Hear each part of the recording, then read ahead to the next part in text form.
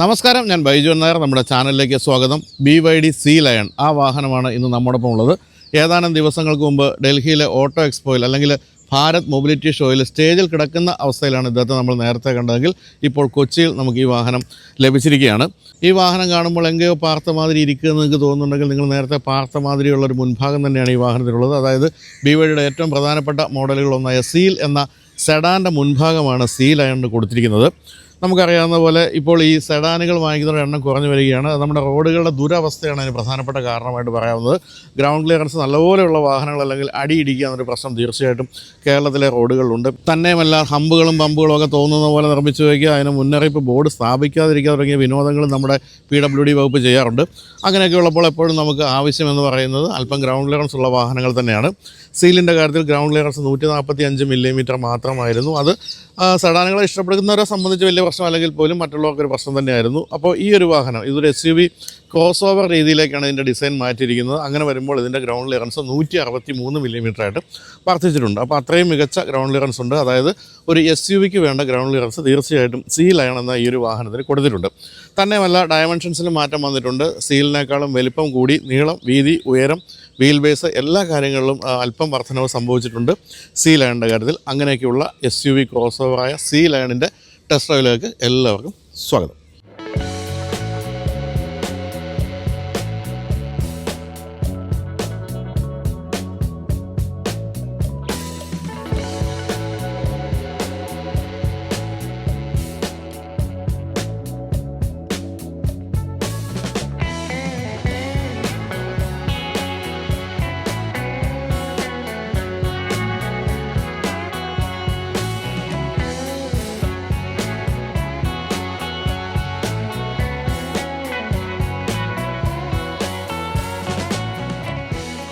അപ്പോൾ നമുക്കിനി വാഹനത്തിൻ്റെ രൂപം ഒന്ന് ചുറ്റും നടന്ന് നോക്കുകയാണെങ്കിൽ സീല് അതിമനോഹരമായ രൂപമുള്ള വാഹനമാണ്. എല്ലാവർക്കും കാണാൻ വളരെ ഇഷ്ടമാണ്. അതിൻ്റെ ബ്ലാക്ക് വാഹനമൊക്കെ, ബ്ലാക്ക് മോഡലൊക്കെ ഓടി വരുന്ന കാണുമ്പോൾ നമുക്ക് കൊതി വരും. അത്രയും സുന്ദരമായ മോഡലാണ്.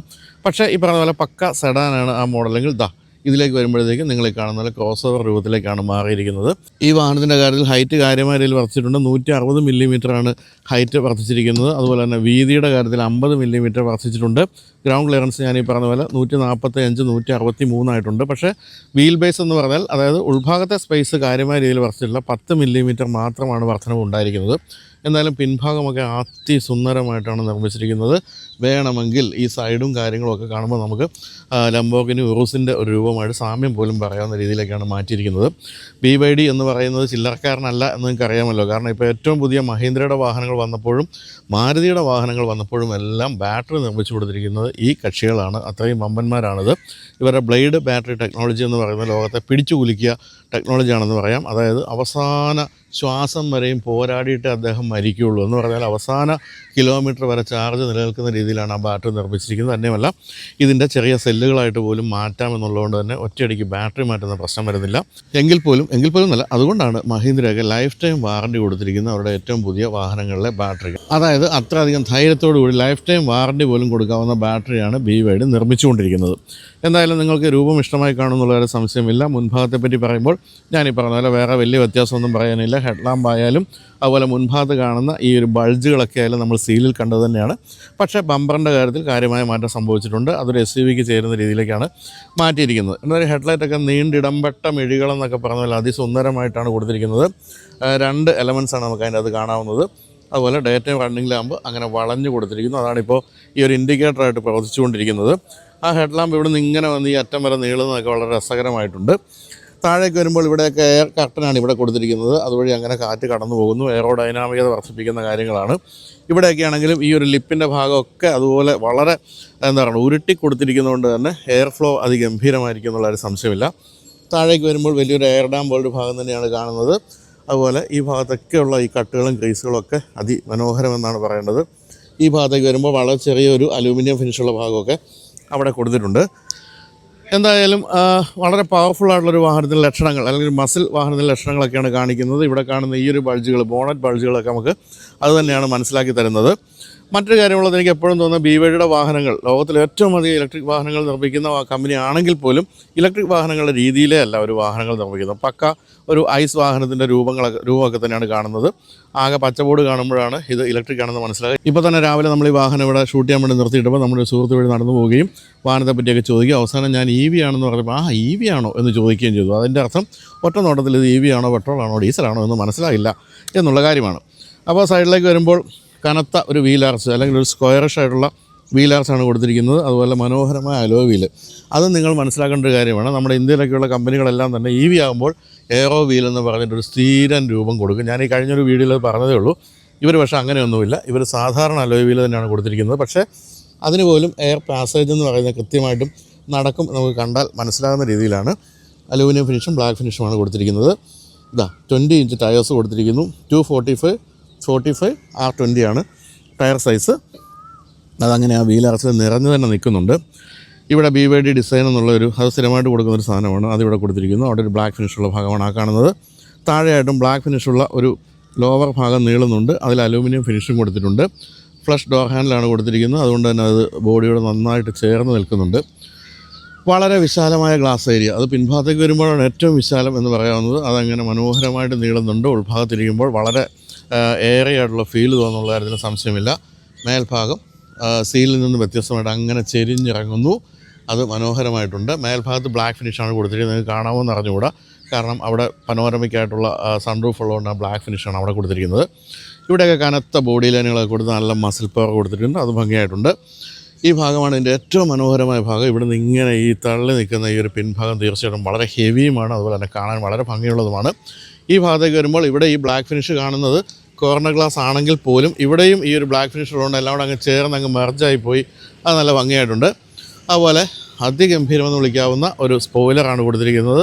അത് നമ്മൾ അടുത്ത കാലത്ത് കണ്ട മഹീന്ദ്രയുടെ BE6 എന്ന് പറയുന്ന വാഹനത്തിൻ്റെ ആ ഒരു സ്പോയിലറുമായിട്ട് ഏകദേശം ഒരു ഡിസൈൻ സാമ്യം തോന്നുന്ന രീതിയിലാണ്. ഇതുവഴിയുമൊക്കെ എയർ ഫ്ലോ നല്ല ഭംഗിയായിട്ട് വരുന്ന രീതിയിലാണ് ആ ഒരു ഭാഗങ്ങളൊക്കെ കൊടുത്തിരിക്കുന്നത്. അതിൽ സ്റ്റോപ്പ് ലാമ്പും കൊടുത്തിട്ടുണ്ട്.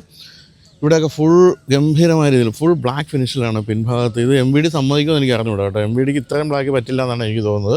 പക്ഷേ കമ്പനി ഫിറ്റഡ് ആയതുകൊണ്ട് തന്നെ ഒന്നും പറയാൻ പറ്റില്ല. അത് ഫുൾ ബ്ലാക്ക് ഫിനിഷ് കൊടുത്തിരിക്കുന്നു. ഇവിടെ മറ്റൊരു അപ്പർ ലിപ്പ് പോലെ ഭാഗമുണ്ട്. അതിലും ബ്ലാക്ക് ഫിനിഷാണ് കൊടുത്തിരിക്കുന്നത്. അതൊക്കെ വളരെ സ്പോർട്ടിയാക്കുന്നുണ്ട് ഈ വാഹനത്തെ.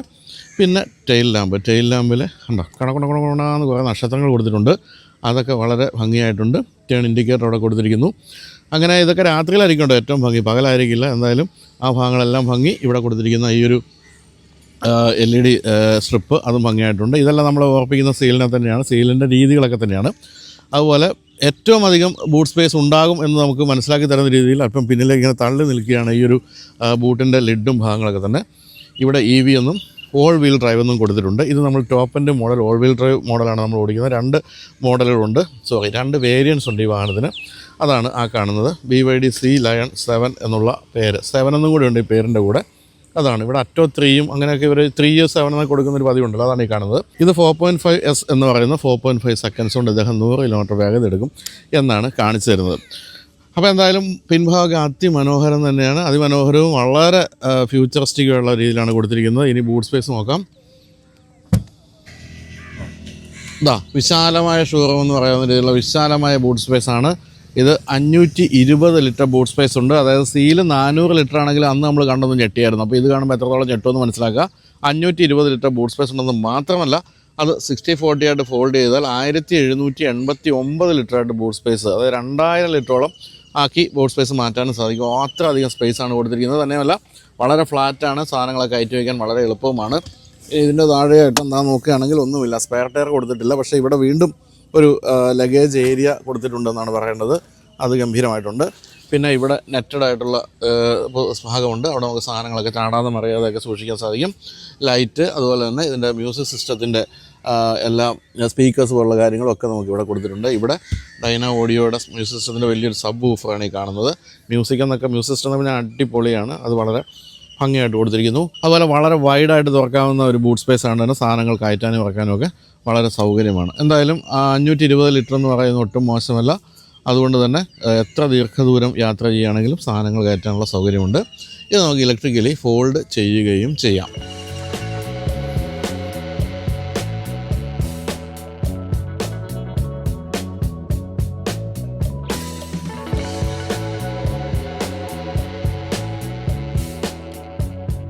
അപ്പോൾ ഇനി നമുക്ക് പറയേണ്ട ഒരു പ്രധാനപ്പെട്ട കാര്യമാണ് റേഞ്ചാണ്. റേഞ്ച് എന്തുകൊണ്ടാണ് ഞാൻ പറയാത്തത് നിങ്ങളെന്താ ചോദിക്കായിരുന്നു, ചോദിച്ചാൽ മാത്രമേ പറയാൻ പറ്റൂ. പ്രായമൊക്കെ ആയി പെട്ടെന്നൊന്നും ഓർമ്മ വരണമെന്നില്ല. എന്തായാലും 2 ബാറ്ററി ഓപ്ഷൻസ് ഉള്ള വാഹനമാണിത്. അതിൽ ആദ്യത്തേതിന് 567 കിലോമീറ്ററാണ് കമ്പനി പറയുന്ന റേഞ്ച്. എന്ന് പറഞ്ഞാൽ അത് ഓൾ വീൽ ഡ്രൈവ് അല്ല, സിംഗിൾ മോട്ടറുള്ള മോഡലാണ്. ഈ ഒരു ഡുവൽ മോട്ടറുള്ള മോഡലിലേക്ക് വരുമ്പോൾ റേഞ്ച് കുറയുകയാണ് ചെയ്യുന്നത്. 542 കുറയുന്നുണ്ട് റേഞ്ച്. എങ്കിൽ പോലും ഈ ഒരു വാഹനത്തിൻ്റെ കാര്യത്തിൽ 542 എന്നൊക്കെ പറഞ്ഞാൽ 450 കൂടുതൽ മൈലേജ് കിട്ടാനുള്ള സാധ്യതയുണ്ട്. എങ്കിൽ പോലും സീലുമായിട്ട് കമ്പയർ ചെയ്യുമ്പോൾ കുറവാണെന്ന് അറിയാമല്ലോ. സീലിന് 510 ഫസ്റ്റ് വേരിയൻ്റ് റേഞ്ചെങ്കിൽ 650 രണ്ടാമത്തെ വേരിയൻറ്റിൻ്റെ, അതായത് ടോപ്പിൻ്റെ വേരിയൻ്റ് റേഞ്ചായിട്ട് പറയാവുന്നത്. അങ്ങനെ പറയുമ്പോൾ ഇതിന് റേഞ്ച് ഒരു അല്പം കുറവാണെന്നുള്ള കാര്യം സത്യമാണ്. പക്ഷേ കുറച്ചുകൂടി പ്രാക്ടിക്കലാണ്, കുറച്ചുകൂടി ഗ്രൗണ്ട് ക്ലിയറൻസ് കൂടുതലുള്ളതുകൊണ്ട്. അപ്പോൾ നമുക്ക് ഇൻറ്റീരിയർ കാണാം. ഇൻറ്റീരിയറും സീലിനുമായിട്ട് കാര്യമായ രീതിയിൽ സാമ്യമുണ്ട്. അതിൻ്റെ സ്ക്രീൻ അടക്കമുള്ള കാര്യങ്ങൾക്കൊക്കെ സാമ്യമുണ്ടെങ്കിൽ പോലും സോഫ്റ്റ്വെയറിലൊക്കെ വ്യത്യാസമുണ്ട്. അപ്പോൾ എന്തൊക്കെയാണ് വ്യത്യാസം നമുക്ക് ഉൾഭാഗത്ത് കടന്നിരുന്ന് ചിന്തിക്കാം.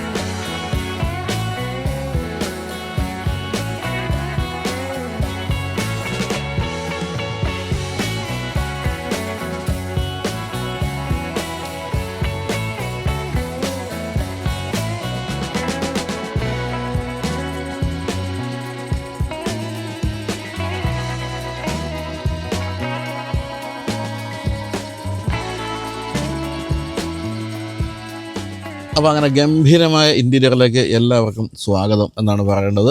അതിഗംഭീരമാണ്. അതിഗംഭീരം എന്ന് വെച്ചാൽ ബ്ലാക്കിൻ്റെ ഒരു കൈലാസമാണെന്നാണ് പറയേണ്ടത്.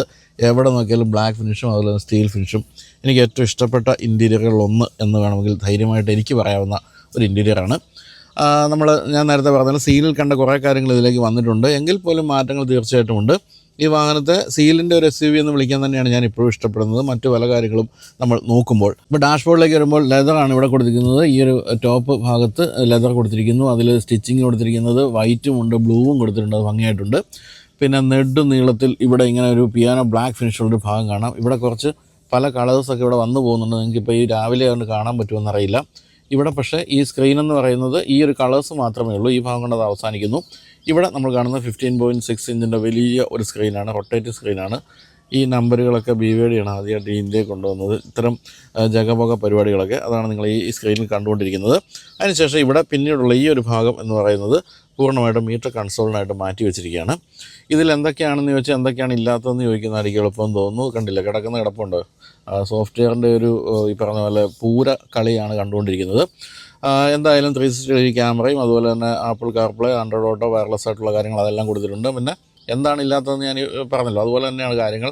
Smart charging, Spotify, Android auto, പിന്നെ data monitor, file manager, media centre, അങ്ങനെയുള്ള എല്ലാ കാര്യങ്ങളും ഇതിൽ കൊടുത്തിട്ടുണ്ട്. അപ്പോൾ നമുക്ക് എന്തായാലും ഇതിൻ്റെ 360 ഡിഗ്രി ക്യാമറ എന്ന് കണ്ടു നോക്കാം. എന്താ ക്ലാരിറ്റി എന്നുണ്ടോ? ആ ഒരു 360 ഡിഗ്രി വ്യൂ, എല്ലാ സാധനങ്ങളും ഇവിടെ ഈ ഒരു ഡോർ തുറന്നിരിക്കുന്നു. എല്ലാ കാര്യങ്ങളും നമുക്ക് അതിൽ കാണാം. അതിന് 2D ആയിട്ട് കാണണമെങ്കിൽ അങ്ങനെ കാണാം, ഈ സൈഡ് കാണണമെങ്കിൽ അങ്ങനെ കാണാം, ഡോർ അടച്ചിട്ടുള്ള അങ്ങനെയുള്ള ഒരു വിഷ്വൽ വേണമെങ്കിൽ അങ്ങനെ കാണാം. എന്ത് സംഭവങ്ങളും അതിലുണ്ട്. പിന്നെ അതിഗംഭീരമായ ഡൈന ഓഡിയോയുടെ ഒരു 12 സ്പീക്കറിൻ്റെ ഒരു മ്യൂസിക് സിസ്റ്റം കൊടുത്തിട്ടുണ്ട്. മറ്റു കാര്യങ്ങളിലേക്ക് പോവുകയാണെങ്കിൽ ഇപ്പോൾ നമുക്ക് വാഹനമായിട്ട് ബന്ധപ്പെട്ട കാര്യങ്ങൾ, മൈ കാറിലേക്ക് പോവുകയാണെങ്കിൽ അതിൽ വിൻഡോ ക്ലോസ് ചെയ്യുന്ന ഉൾപ്പെടെയുള്ള കാര്യങ്ങൾ, child lock, seat adjustment, seat ventilation അത് ഇതിലാണ് കൊടുത്തിരിക്കുന്നത്. അങ്ങനെ നമുക്ക് വെൻറ്റിലേഷൻ, സീറ്റിലെ വെൻറ്റിലേഷൻ ഈ ഒരു ഇത് പ്രസ് ചെയ്താൽ മതി. ആംബിയൻ ലൈറ്റിംഗ് എന്ന് പറഞ്ഞാൽ കണ്ടല്ലോ എന്തെല്ലാം കളേഴ്സാണ്, ഏത് തരത്തിലുള്ള കളേഴ്സ് നമുക്ക് സെലക്ട് ചെയ്യാം, അതെല്ലാം അങ്ങനെ കൊടുത്തിരിക്കുന്നു. പിന്നെ നമ്മൾ വീണ്ടും തിരിച്ചു പോയിട്ട് അവിടെ theme, Android, file manager, settings, Spotify, smart charging, BYD store, data monitor, my കാറിലേക്ക് വീണ്ടും പോയിട്ട് ട്രങ്ക്, ഇതിലും പലതരത്തിലുള്ള വാഹനത്തിൻ്റെ വിഷ്വലുകളൊക്കെ കാണുന്നുണ്ട്, നല്ല ഗംഭീരമായിട്ടുണ്ട്. പിന്നെ നമ്മൾ വീണ്ടും ഇതിലേക്ക് പോവുകയാണെങ്കിൽ സിസ്റ്റം, അഡാസ്, എനർജി, വെഹിക്കിൾ എല്ലാം ഉണ്ട്. അഡാസിലാണെങ്കിൽ driving assist, safety assist, parking assist, അത്തരം കാര്യങ്ങൾ, ഇൻ്റലിജൻറ്റ് ക്രൂയിസ് കൺട്രോളുള്ള കാര്യങ്ങൾ കൊടുത്തിട്ടുണ്ട്. എനർജി, ഇതിനകത്ത് ഇൻ്റലിജൻറ്റ് ടോർക്ക് അഡാപ്ഷൻ കൺട്രോൾ കൊടുത്തിട്ടുണ്ട്. പിന്നെ വാഹനത്തിൻ്റെ മറ്റു കാര്യങ്ങൾ, light, intelligent chases, light, comfort driving, ഇവിടെ 2 auto wiper, head up display ഇപ്പോൾ ഇവിടെയാണ്, അത് നിങ്ങൾക്ക് കാണാൻ പറ്റില്ല, അതിൽ ഇവിടെ അത് കൊടുത്തിട്ടുണ്ട്. വാഹനത്തിൻ്റെ സർവീസ്, ഇങ്ങനെയുള്ള എല്ലാ കാര്യങ്ങളും ഇത് പറഞ്ഞു കഴിഞ്ഞാൽ ഞാൻ ഈ പറഞ്ഞ പോലെ കാണ്ടമായിട്ട് പറയേണ്ടി വരും. എന്തായാലും എല്ലാ തരത്തിലുള്ള ഫീച്ചേഴ്സും ഈ ഒരു ഇൻഫർടൈൻമെൻറ്റ് സിസ്റ്റത്തിൻ്റെ അതിൽ കൊടുത്തിട്ടുണ്ട്. കൂടാതെ നിങ്ങളിതാ ഇവിടെ വരുമ്പോൾ ഇവിടെ ഇങ്ങനൊരു സാധനം കാണുന്നുണ്ട്. ഇവിടെ ഡൈനാ ഓഡിയോയുടെ ഈ ഒരു ട്വീറ്ററിൻ്റെ സൈഡിൽ ഇവിടെ ഒരു ചെറിയൊരു സ്ക്രീൻ പോലുള്ള സാധനം കാണുന്നത് ഫാറ്റിക് ഡിറ്റക്ഷനാണ്. അതായത് ഡ്രൈവർക്ക് ക്ഷീണം വരുന്നുണ്ടോ എന്ന് അദ്ദേഹം നമ്മളെ ശ്രദ്ധിച്ചുകൊണ്ടേയിരിക്കും. അദ്ദേഹം ക്ഷീണം വരികയാണെങ്കിൽ അദ്ദേഹം നമ്മളെ അലേർട്ട് ചെയ്യും. തീർച്ചയായിട്ടും ഗംഭീരമായൊരു കാര്യമാണ്.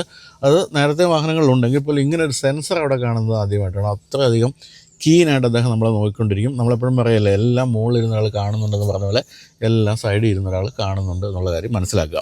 അപ്പോൾ അതെല്ലാം അങ്ങനെ കഴിഞ്ഞു. ഇവിടേക്ക് വരുമ്പോഴത്തേക്ക് 2 ചാർജിങ് പോർട്ടുകളാണ് കാണുന്നത്, പാഡുകളാണ്. ഇത് മാക്സിമം 50 വാട്ട് വരെ ചാർജ് ചെയ്യാൻ പറ്റുന്ന പാഡുകളാണ്. തന്നെയല്ല അത് ഈ തരത്തിലുള്ള ഒരു ലെതർ കൊടുത്തിരിക്കുന്നുണ്ട്, അനങ്ങാതെ അവിടെ ഇരുന്നോളും, മൊബൈൽ ഫോൺ അനങ്ങാതെ അവിടെ ഇരുന്നോളും. ഇവിടേക്ക് വരുമ്പോൾ ഡ്രൈവ് സെലക്ടറൊക്കെ അതിമനോഹരമാണ്. അത് നമ്മൾ BYD കണ്ടിട്ടുള്ള കാര്യങ്ങളൊക്കെ തന്നെയാണ്. പിന്നെ ഇവിടെ മ്യൂസിക്കിൻ്റെ വോളിയം കൺട്രോൾ കൊടുത്തിരിക്കുന്നു. ഇവിടെ എനർജി, അതായത് റീജനറേറ്റീവ് ബ്രേക്കിങ്ങിൻ്റെ കാര്യമാണ്. സ്റ്റാൻഡേർഡ്, ഹൈ എന്നൊക്കെയുള്ള റീജനറേറ്റീവ് ബ്രേക്കിങ്ങിൻ്റെ മോഡുകൾ സെലക്ട് ചെയ്യാം. ഇവിടെ ഡ്രൈവ് മോഡുകളാണ്, snow, land, eco, sport, normal, അങ്ങനെയുള്ള പല മോഡുകൾ നമുക്കില്ല സെലക്ട് ചെയ്യാം. ഇതാണ് സ്റ്റാർട്ട് സ്റ്റോപ്പ് സ്വിച്ച് കൊടുത്തിരിക്കുന്ന വാഹനത്തിൻ്റെ. ഇത് AC-യുടെ ഓൺ ഓഫ്, അത്തരം കാര്യങ്ങളൊക്കെയാണ് ഇവിടെ കൊടുത്തിരിക്കുന്നത്. എല്ലാം വളരെ ലൈറ്റായിട്ട് നമുക്ക് ടച്ച് ചെയ്ത് പ്രവർത്തിപ്പിക്കാൻ സാധിക്കും. ഇതാണ് ഇദ്ദേഹത്തിൻ്റെ കീ എന്ന് പറയുന്നത്. പിന്നെ 2 കപ്പ് ഹോൾഡേഴ്സ് ഇവിടെ കൊടുത്തിരിക്കുന്നു. ഇവിടെ വളരെ ഡീപ്പായിട്ടുള്ള ഒരു സ്റ്റോറേജ് ഏരിയയാണ്. കാര്യമായ രീതിയിൽ സാധനങ്ങൾ സൂക്ഷിക്കാം. അതിൽ NFC കാർഡ് കൊടുത്തിട്ടുണ്ട്. കാർഡ് ഉപയോഗിച്ച് നമുക്ക് വാഹനത്തിൻ്റെ സ്റ്റാർട്ട് ചെയ്യാനും പറ്റും സാധിക്കുന്ന കാർഡാണ് ആ കൊടുത്തിരിക്കുന്നത്. സീറ്റിൻ്റെ കാര്യത്തിൽ ഇത് നമ്മൾ സീലിൽ കണ്ട അതേ സീറ്റ് തന്നെയാണ്. വെൻറ്റിലേറ്റഡ് സീറ്റാണെന്ന് തന്നെയല്ല, ഇലക്ട്രിക്കൽ അഡ്ജസ്റ്റ്മെൻറ്റുകളൊക്കെ പാസഞ്ചർ സീറ്റിനും കൊടുത്തിട്ടുണ്ട്. റേസ് കാറുകളുടെ ടൈപ്പ് സീറ്റാണ് കൊടുത്തിരിക്കുന്നത്. ഇൻ്റഗ്രേറ്റഡ് ആയിട്ടുള്ള ഹെഡ് റെസ്റ്റും ഇവിടെ കൊടുത്തിട്ടുണ്ട്. ഞാനീ പറഞ്ഞ ഫുൾ ബ്ലാക്ക് ഫിനിഷ് ആണെന്നുള്ളതാണ് ഇതിൻ്റെ ഒരു ഭംഗിയായിട്ട് എനിക്ക് തോന്നുന്നത്. കാര്യം നിങ്ങൾക്ക് ഇഷ്ടപ്പെടുമെന്ന് അറിഞ്ഞുകൂടാ. പിന്നെ സ്പേസ് 2930 മില്ലിമീറ്റർ വീൽ ബേസ് ഉള്ളതുകൊണ്ട് തന്നെ ഇഷ്ടം പോലെ സ്പേസ് നമുക്ക് എല്ലായിടത്തും കാണാം. സീറ്റിൻ്റെ ഹൈറ്റ് നന്നായിട്ട് തന്നെ ഉയർത്താൻ സാധിക്കും. ഞാൻ മാക്സിമം ഹൈറ്റിലാണിരിക്കും. തന്നെയല്ല, നടുവിൽ ഒരു ചെറിയ ലംബ സപ്പോർട്ട് വരുന്ന രീതിയിലുള്ള ഇലക്ട്രിക്കൽ അഡ്ജസ്റ്റ്മെൻറ്റുകൾ കൊടുത്തിട്ടുണ്ട്. അതിൻ്റെ ഒരു സ്വിച്ചും ഈ ഭാഗത്ത് കൊടുത്തിട്ടുണ്ട്. ഇവിടെ വലിയ വിശാലമായ ഒരു കൺസോളാണ് നിങ്ങൾ കണ്ടു കഴിഞ്ഞു. അതിൻ്റെ താഴെയായിട്ട് ഇത്രയധികം സ്പേസ് കൊടുത്തിട്ടുണ്ട്. മഹീന്ദ്രയുടെ പുതിയ ഇലക്ട്രിക് വാഹനങ്ങൾ നമുക്ക് കിട്ടാതെ പോയത് ഈ ഒരു സ്പേസാണ്. കാരണം അവിടെ ആ സെൻട്രൽ കൺസോൾ അങ്ങ് അടഞ്ഞിരുന്നു. ഇവിടെയും ചാർജിങ് പോയിൻ്റ് കൊടുത്തിട്ടുണ്ട്. ഇവിടെ 120 വാട്ടിൻ്റെ, അതായത് 12 വോൾട്ടിൻ്റെ ചാർജിങ് പോയിൻ്റാണ് അവിടെ കൊടുത്തിരിക്കുന്നത്. അപ്പോൾ അതെല്ലാം അങ്ങനെ കഴിഞ്ഞു. പിന്നെ എന്തായിരുന്നു, പിന്നെ പനോരമയ്ക്കുള്ള സൺറൂഫ്. അത് നമുക്കിങ്ങനെ ഈ പറഞ്ഞ പോലെ ഒരു ചെറിയ വിരൽ സ്പർശത്തിൽ അത് അടച്ചു വയ്ക്കാം. പക്ഷേ ഗ്ലാസ് തുറക്കാൻ സാധിക്കില്ല എന്നുള്ളൊരു പ്രശ്നമുണ്ട്. എങ്കിൽ പോലും അത് UV ട്രീറ്റഡ് ആണ്. അതുകൊണ്ട് തന്നെ ഒട്ടും ഉള്ളിലേക്ക് ചൂടൊന്നും വരികയില്ല. ഓപ്പൺ ആകടാ. ഓക്കെ. അപ്പോൾ ഇനി നമുക്ക് സ്റ്റിയറിംഗ് വീലിലേക്ക് വരാം. സ്റ്റിയറിംഗ് വീല് BYDയുടെ തനത് സ്റ്റിയറിംഗ് വീലാണ്. എത്ര സ്പോക്കാണെന്ന് പറയാനാവില്ല, കുറേ സ്പോക്ക് കൊടുത്തിട്ടുണ്ട്. അതുകൊണ്ട് അതിനെപ്പറ്റി ഞാൻ പറയുന്നില്ല. എന്തായാലും ഫ്ലാറ്റ് ബോട്ടം സ്റ്റിയറിംഗ് വീലാണ് കൊടുത്തിരിക്കുന്നത്. ഇവിടെ സ്റ്റിച്ചിങ് ഒക്കെ കൊടുത്തിട്ടുണ്ട്, ലെതർ സ്റ്റിച്ചിങ് ഒക്കെ കൊടുത്തിട്ടുണ്ട്. ഈ ഭാഗത്തേക്ക് വരുമ്പോൾ അഡാസ് ഫീച്ചേഴ്സിൻ്റെ ചില കാര്യങ്ങളൊക്കെയാണ്, സ്വിച്ചുകളൊക്കെ ഇവിടെ കൊടുത്തിട്ടുണ്ട്. പിന്നെ ക്രൂയിസ് കൺട്രോളുണ്ട്.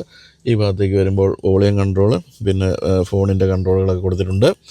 പാഡ് ഷിഫ്റ്റേഴ്സ് കൊടുത്തിട്ടില്ല എന്നുള്ളത് എൻ്റെ ഒരു കുറവായിട്ട് വേണമെങ്കിൽ പറയാം. കാരണം അത്രയധികം പവർഫുള്ളായ ഒരു വാഹനമാണ്. പക്ഷേ എങ്കിൽ പോലും റീജനറേറ്റീവ് ബ്രേക്കിംഗ് ആണ് ഇപ്പോൾ പ്രധാനമായിട്ടും പാഡ് ഷിഫ്റ്റേഴ്സിൻ്റെ ഭാഗത്ത് ഇലക്ട്രിക് വാഹനങ്ങൾ കൊടുക്കുന്നത്. അതിവിടെ കൊടുത്തിട്ടുണ്ട്. ഇവിടെ വളരെ ക്ലാരിറ്റി ഉള്ള ഒരു സ്ക്രീനാണ് കാണുന്നത്. കാരണം ഈ രാവിലെ ഷൂട്ട് ചെയ്യുമ്പോൾ അത്രയും ക്ലാരിറ്റി ഇതിന് കൊടുത്തിട്ടുണ്ട്.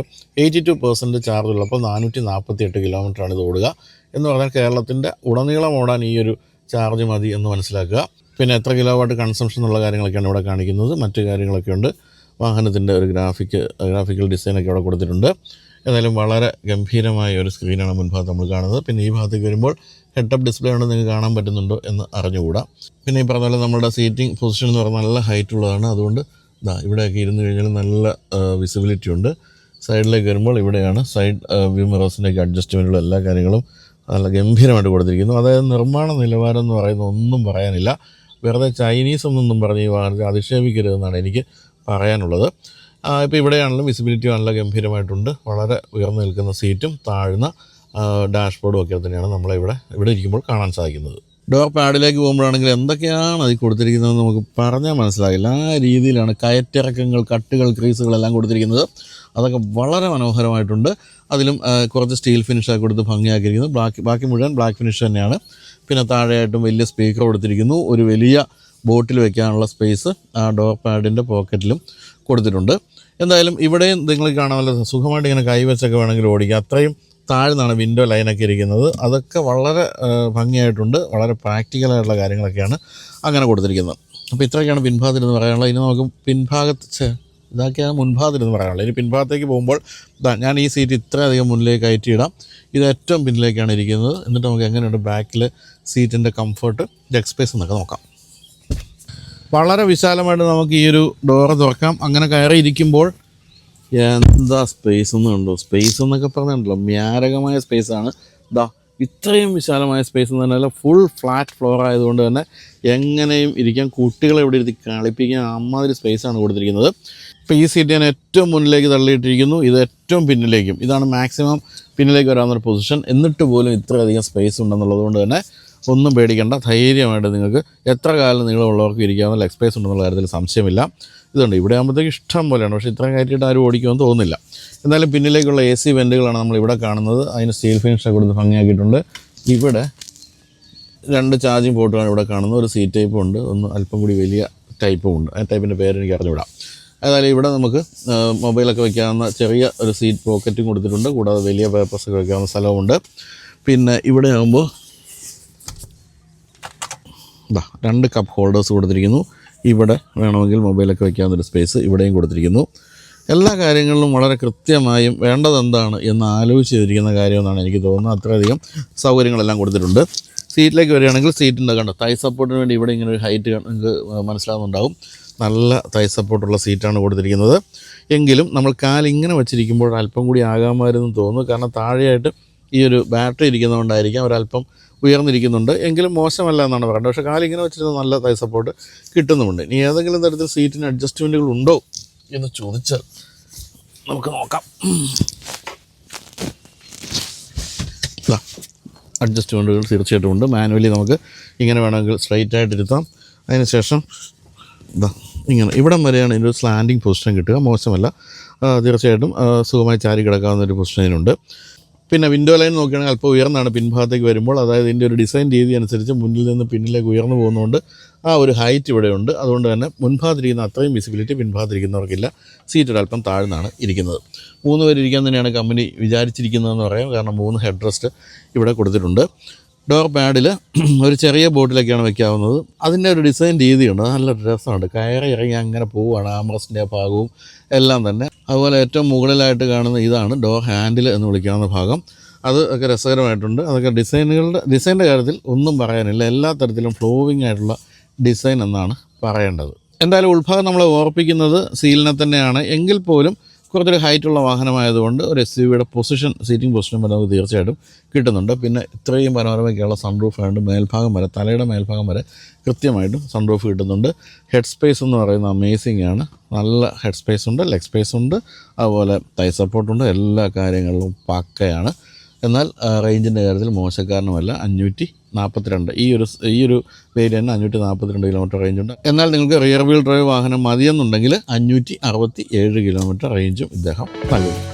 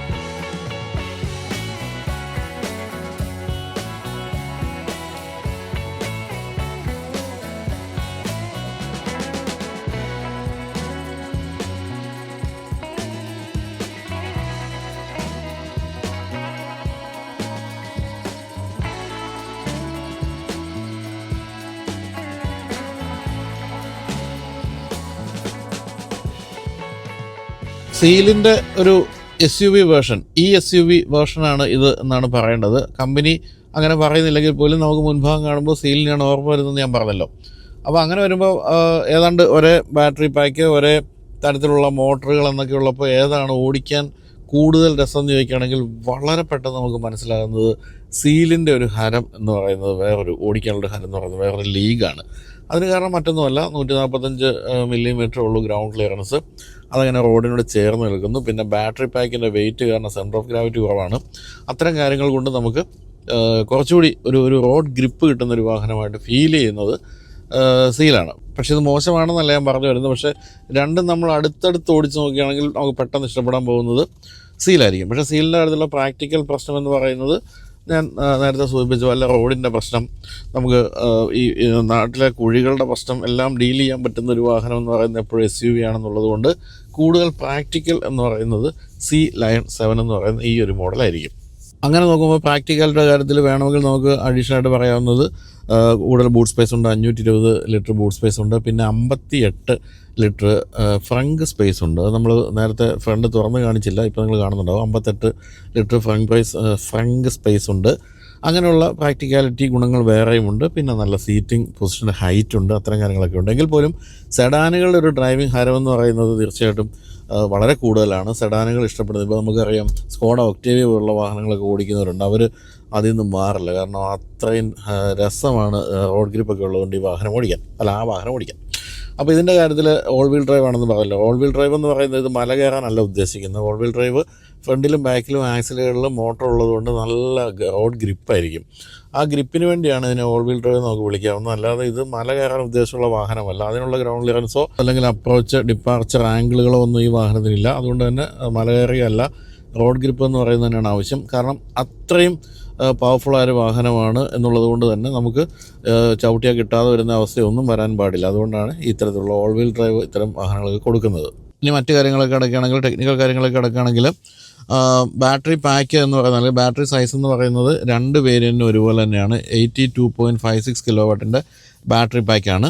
പക്ഷേ രണ്ട് മോട്ടറുകൾ ഉള്ളത് കൊണ്ട് തന്നെ പവറിന് വ്യത്യാസമുണ്ട്. അതായത് പ്രീമിയം എന്ന് പറയുന്ന എൻട്രി ലെവൽ മോഡലിന് 313 BSPയും, അതുപോലെ നമ്മൾ ഓടിച്ചുകൊണ്ടിരിക്കുന്ന പെർഫോമൻസ് എന്ന് പറയുന്ന ഈ ഒരു വേരിയൻറ്റ് 530 BSPയുമാണ് പവർ എന്ന് പറയുന്നത്. അതൊരു സംഭവം തന്നെയാണ് 530 BSP പവർ എന്ന് പറയുന്നത്. ടോർക്കിലും കാര്യമായ വ്യത്യാസമുണ്ട്. ടോർക്ക് 380 ന്യൂട്ടൺ മീറ്ററാണ് ആദ്യത്തെ വേരിയൻറ്റിനെങ്കിൽ 690 ന്യൂട്ടൺ മീറ്ററാണ് നമ്മളിപ്പോൾ ഓടിച്ചുകൊണ്ടിരിക്കുന്ന വേരിയൻറ്റിന്. അപ്പം സെയിം ബാറ്ററി പാക്കും സെയിം മോട്ടറുമാണ് സീലില്ലെങ്കിൽ പോലും ഈ ഒരു ടോർക്കിൻ്റെ കാര്യത്തിൽ ചെറിയ വ്യത്യാസം വരുത്തിയിട്ടുണ്ട് എന്നുള്ളത് ശ്രദ്ധേയമായ കാര്യമാണ്. കാരണം ഇത് അല്പം കൂടി വെയിറ്റ് ഉള്ള വാഹനമാണ്. അതുകൊണ്ട് അത്തരത്തിലുള്ള ചെറിയ വ്യത്യാസങ്ങളൊക്കെയാണ് വരുത്തിയിരിക്കുന്നത്. ആദ്യത്തെ വേരിയൻ്റ് എന്ന് പറയുന്നത് റിയർ വീൽ ഡ്രൈവും ഇപ്പോൾ നമ്മൾ ഓടിച്ചുകൊണ്ടിരിക്കുന്ന ഓൾ വീൽ ഡ്രൈവുമാണ്. 6.7 സെക്കൻഡ്സ് ആണ് ഫസ്റ്റ് വേരിയൻറ്റിന് 100 കിലോമീറ്റർ വേഗം എടുക്കാൻ വേണ്ടി വരുന്നെങ്കിൽ ഇതിന് വെറും 4.5 സെക്കൻഡ്സ് മതി. അത് തന്നെയാണ് പിൻഭാഗത്ത് എഴുതി വെച്ചിരിക്കുന്നത്. റേഞ്ച് നമ്മൾ ഒന്ന് പറഞ്ഞാണെങ്കിൽ ഒന്നുകൂടെ ഉറപ്പിക്കാം, 567 കിലോമീറ്ററാണ് ആദ്യത്തെ വേരിയൻറ്റിനെങ്കിൽ വില കൂടിയ മോഡലിന് 542 ഉള്ളൂ. ആ ഒരു ഡിഫറൻസ് എന്ന് പറഞ്ഞാൽ അല്പം കുറവാണ് ഈ ഒരു ടോപ്പ് എൻഡ് വേരിയൻറ്റിലേക്ക് വരുമ്പോൾ എന്ന് പറയുമ്പോൾ അത് പവർ കൂടിയപ്പോൾ സംഭവിച്ചൊരു കാര്യമായിട്ട് കണക്കാക്കിയാൽ മതി. പെർഫോമൻസിൻ്റെ കാര്യമൊന്നും പറയേണ്ട കാര്യമില്ലല്ലോ. കാരണം ഇലക്ട്രിക് വാഹനങ്ങളുടെ കാര്യത്തിൽ അതിനെല്ലാം ഏതാണ്ട് ഒരേ രീതിയാണ് ഉള്ളത്. എത്രത്തോളം പവർ കൂടിയ മോട്ടറാണ് അതനുസരിച്ച് പിക്കപ്പും സ്പീഡും കൂടുമെന്നല്ലാതെ ഡ്രൈവബിലിറ്റിയുടെ കാര്യത്തിൽ വലിയ വ്യത്യാസമില്ലാത്തതുകൊണ്ട് അതിനെപ്പറ്റി കൂടുതലൊന്നും പറയേണ്ട കാര്യമുണ്ടെന്ന് തോന്നുന്നില്ല. എന്തായാലും വളരെ കൺട്രോൾഡ് ആയിട്ടുള്ള ഡ്രൈവാണ് ഈ ഒരു വാഹനം സമ്മാനിക്കുന്നത്. കൈവിട്ട് പോകുന്ന രീതിയൊന്നുമല്ല. അത് ഈ ഓൾ വീൽ ഡ്രൈവ് വാഹനത്തിൻ്റെ ഗുണം തന്നെയാണ്. എങ്കിലും BYDയുടെ മറ്റു വാഹനങ്ങൾ, റിയർ വീൽ ഡ്രൈവ് വാഹനങ്ങൾ നമുക്ക് മോശമായൊരു ഡ്രൈവിംഗ് അല്ല തരുന്നതെന്നുള്ളതുകൊണ്ട് അത് മോശമാകാനുള്ള സാധ്യതയില്ല. അത് ഞാൻ ഓടിച്ചിട്ടില്ല. അഡാസ് ലെവൽ 2 ഫീച്ചേഴ്സ് ഉള്ളൊരു വാഹനമാണിത്. അതുകൂടാതെ 11 എയർ ബാഗുകളുണ്ട്. ഈ 11 എയർ ബാഗ് എവിടെയാണ് ഫിറ്റ് ചെയ്യുന്നതെന്ന് ഞങ്ങൾ നേരത്തെ സംശയിച്ചു. കാരണം വണ്ടിക്കകത്ത് അതിനുള്ള സ്ഥലം വേണ്ടേ. 12 സ്പീക്കറുള്ള മ്യൂസിക് സിസ്റ്റവും 11 എയർ ബാഗും ഒക്കെ എവിടെ കൊണ്ടാണ് ഫിറ്റ് ചെയ്യുന്നത്. അതുകൊണ്ട് എനിക്ക് തോന്നിയത് ഒരു 8 എയർ ബാഗൊക്കെ ഇതിൽ ഫിറ്റ് ചെയ്ത് വിടും. 2-3 എണ്ണം നമ്മൾ വണ്ടി വാങ്ങിച്ച് പോരാൻ നേരത്ത് കൈ തന്നു വിടും. അങ്ങനെ ആകാനുള്ള സാധ്യതയുള്ളൂ. അല്ലാതെ എവിടെയാണ്, ഞാൻ നോക്കിയിട്ട് അത്രയ്ക്ക് സ്ഥലമൊന്നും കാണുന്നില്ല. എന്തായാലും സേഫ്റ്റിയുടെ കാര്യം പറയണമെങ്കിൽ നിങ്ങൾ ആരെങ്കിലും നിന്നുകൊണ്ടാണ് ഈ പ്രോഗ്രാം കാണുന്നതെങ്കിൽ ഇരുന്നോളുക. കാരണം അതുപോലെ നീണ്ട ലിസ്റ്റാണ് ഞാൻ വായിക്കാൻ പോകുന്നത്. അതിൽ പ്രധാനമായിട്ടും intelligent power brake system, electric power steering, traction control system, EBD, അതുപോലെ hill hold control, auto hold, adaptive cruise control, emergency braking, lane departure warning, lane departure prevention, emergency lane keeping assist, forward collision warning, intelligent cruise control, traffic sign recognition, intelligent speed limit control, front cross traffic alert, rear cross traffic alert, rear cross traffic brake, blind spot detection, door open warning, high beam assist, driver attention warning, head up display. ഇത്രയും കാര്യങ്ങളാണ് ഇത് നീട്ടി ഞാൻ നോക്കി വായിക്കാനാണ് ചെയ്തത്, കാരണം അത്ര അധികം കാര്യങ്ങളുണ്ട്. അപ്പം 11 എയർ ബാഗ് കൂടാതെയുള്ള കാര്യങ്ങളൊക്കെയാണ് പറഞ്ഞു വന്നത്. അപ്പം സേഫ്റ്റിയുടെ കാര്യത്തിൽ പക്ക ആണ് എന്നുള്ള കാര്യത്തിൽ സംശയമില്ല. ചാർജിങ് ടൈം നോക്കുകയാണെങ്കിൽ നമ്മൾ സീലിന് കണ്ട അതേ ചാർജിങ് ടൈം തന്നെയാണ് ഇതിന് വേണ്ടത്, കാരണം ബാറ്ററി പാക്ക് സെയിം ആണെന്നുള്ളതുകൊണ്ട്. നിങ്ങളുടെ ഫാസ്റ്റ് ചാർജറിലാണെങ്കിൽ ഇതിന് വെറും 26 മിനിറ്റ് മതി 80% ചാർജ് ആകാൻ. 50 കിലോ വാട്ടിൻ്റെ ചാർജറിലാണെങ്കിൽ 45 മിനിറ്റ് മതി. വീട്ടിലെ ചാർജറാണെങ്കിൽ 12 മണിക്കൂർ വേണം. ഇതാണ് ചാർജിങ് ടൈം എന്ന് പറയുമ്പോൾ വീട്ടിൽ രാത്രിയിലെത്തി കുത്തിയിട്ട് കഴിഞ്ഞാൽ നിങ്ങൾക്ക് വീണ്ടും എങ്ങനെയായാലും ഒരു 475 കിലോമീറ്റർ എങ്കിലും ഓടാനുള്ള ഇന്ധനം ബാക്കിയാകുമെന്നാണ് പറയേണ്ടത്. ടൗണിലൊക്കെ മാത്രമാണ് സ്ഥിരമായി ഓടിക്കുന്നതെങ്കിൽ ആഴ്ചയിൽ ഒരിക്കൽ ചാർജ് ചെയ്താൽ മതി എന്നാണ് മനസ്സിലാക്കേണ്ടത്. സസ്പെൻഷൻ ആണെങ്കിൽ അടിപൊളിയാണ് കേട്ടോ. ഈ ഒരു ഗ്രൗണ്ട് ക്ലിയറൻസിന് ചേരുന്ന രീതിയിലുള്ള സസ്പെൻഷൻ കൊടുത്തിട്ടുണ്ട്. ഡബിൾ വിഷ് ബോൺ അതുപോലെ മൾട്ടി ലിങ്ക് സസ്പെൻഷനാണ് ഫ്രണ്ടിലും ബാക്കിലും ഇൻഡിപെൻഡൻ്റ് ആയിട്ട് കൊടുത്തിരിക്കുന്നത്. ഡിസ്ക് ബ്രേക്കുകൾ മുന്നിലും പിന്നിലും ഒക്കെ കൊടുത്തിട്ടുണ്ട്. അത്തരം കാര്യങ്ങളെല്ലാം പക്കയാണ്. നമ്മളിതാ ഒന്ന് കാല് കൊടുക്കാൻ പോവാണ്. എൻ്റെ അമ്മേ, ഡ്രൈവിങ് പഠിപ്പിച്ചുകൊണ്ടിരിക്കുന്ന വണ്ടിയൊക്കെ ഫ്രണ്ടിലുണ്ട്, അതുകൊണ്ട് അധികം അഭ്യാസമൊന്നും നമ്മൾ എടുക്കുന്നില്ല. എങ്കിൽ പോലും 500-ലധികം BSP എന്ന് പറയുന്ന സംഭവം നമ്മുടെ കാലിലേക്ക് അങ്ങോട്ട് തരുന്നൊരു ഹരമുണ്ടല്ലോ, അത് രക്ഷയില്ല. അപ്പോൾ ഈ ഇത്തരം വാഹനങ്ങൾ എനിക്ക് തോന്നുന്നു സ്പീഡ് എടുക്കാനല്ല ഉപയോഗിക്കേണ്ടത്, നമ്മളെപ്പോഴും അപകടരഹിതമായിട്ട് ഓവർടേക്ക് ചെയ്യാൻ സാധിക്കുന്നുള്ളതാണ്. അതായത് നമ്മൾ ഒരു വാഹനത്തെ ഓവർടേക്ക് ചെയ്യാൻ നേരത്ത് എതിരെ മറ്റൊരു വാഹനം വരുന്നു, അപ്പോൾ സംശയിച്ച് നിൽക്കേണ്ട കാര്യമില്ല. ഒരു ചവിട്ടി ഇദ്ദേഹം കയറിപ്പോക്കോളൂ, യാതൊരു സംശയവും ആ കാര്യത്തിൽ വേണ്ട. ഇനി നമ്മൾ പലതരത്തിലുള്ള മോഡുകൾ നോക്കാം. മോഡ് 1 നോർമൽ, അതാണ് നമ്മൾ ഓടിച്ചുകൊണ്ടിരിക്കുന്നത്. 2 സ്പോട്ട് എന്നുള്ളതിലേക്ക് ഞാനിപ്പോൾ നോക്കിയപ്പോൾ തന്നെ നിങ്ങൾ നേരെ നോക്കി വണ്ടി ഓടിക്കാൻ അവിടെ എഴുതി കാണിച്ചു കേട്ടോ. അത്തരം കാര്യങ്ങളൊക്കെ സ്ട്രിക്റ്റാണ്. അടുത്ത സ്നോ, ലാൻഡ്, ഇക്കോ, ഇത്രയുമാണ് നമുക്കുള്ളത്. അതെ, പ്ലീസ് ഫോക്കസ് ഓൺ ഡ്രൈവിംഗ് എന്ന് അതിലേക്ക് നോക്കിയപ്പോൾ തന്നെ കണ്ടു. എന്തുകൊണ്ടാണെന്ന് വെച്ചാൽ ഇവിടെ ഇരിക്കുന്ന സെൻസർ കാണുന്നുണ്ട് ഞാൻ താഴേക്ക് നോക്കുന്നു എന്നുള്ളത്. നേരെയല്ല ഇദ്ദേഹത്തിൻ്റെ നോട്ടം. ഇവൻ ഒരു വഴിതെറ്റിയവനാണെന്ന് മനസ്സിലായതുകൊണ്ട് തന്നെ നമ്മൾ നേരായ വഴിയെ നമ്മളെ നടത്താൻ വേണ്ടി അദ്ദേഹം ഉടനെ വാണിങ്ങി തന്നു. അതങ്ങനെ. പിന്നെ റീജനറേറ്റീവ് ബ്രേക്കിങ്ങിലേക്ക് പോവുകയാണെങ്കിൽ ഇപ്പോൾ സ്റ്റാൻഡേർഡിലാണ് പോകുന്നത്. ഇനി നമ്മൾ ഹൈയിലേക്ക് പോകുമ്പോൾ കണ്ടോ, ഹൈയിലേക്ക് പോകുമ്പോൾ നമ്മൾ കാല് ആക്സിഡൻറ്റിൽ നിന്ന് എടുക്കുമ്പോൾ തന്നെ അതുപോലെ അങ്ങ് സ്ലോ ആവുകയാണ് വാഹനം ചെയ്യുന്നത്. അപ്പോൾ അത് കൂടുതൽ റേഞ്ച് തരാൻ നമ്മളെ സഹായിക്കുന്നുള്ള സംശയമില്ല. അപ്പോൾ എന്തായാലും തകർപ്പൻ വാഹനം. എനിക്കാകെ അതിൻ്റെ അകത്ത് ഇല്ല എന്ന് തോന്നിയൊരു കാര്യം എന്ന് പറയുന്നത് പാഡ് ഷിഫ്റ്റേഴ്സാണ്. അതുകൂടെ ഉണ്ടായിരുന്നെങ്കിൽ തകർപ്പനായിരുന്നു. ബാക്കി എല്ലാ കാര്യങ്ങളും അഡാസ് ഫീച്ചേഴ്സ് ഉൾപ്പെടെയുള്ള കാര്യങ്ങൾ, നല്ല ഗംഭീരമായ റേഞ്ച്, ബിൽഡ് ക്വാളിറ്റി, അങ്ങനെ എല്ലാ കാര്യങ്ങളും തകർപ്പൻ വാഹനമാണ് നമ്മുടെ ഈ ഒരു വാഹനം. അതുകൊണ്ട് സനാതന ഡ്രൈവിംഗ് സ്കൂൾ മുൻഭാഗത്ത് നിർത്തിയതുകൊണ്ട് നമ്മളും പിന്നിൽ നിർത്തിയിരിക്കുകയാണ്. അത് പഠിച്ചുകൊണ്ടിരിക്കുന്ന യുവാവ് അടുത്ത ഗിയർ ഇതിനെപ്പറ്റി ആലോചിച്ചുകൊണ്ടിരിക്കുമ്പോൾ നമുക്ക് എന്തായാലും നമ്മുടെ ഡ്രൈവ് അവസാനിപ്പിക്കാമെന്ന് തോന്നുന്നു. വളച്ച് തിരിച്ച് അവിടെ കൊണ്ടുപോയി നിർത്താം.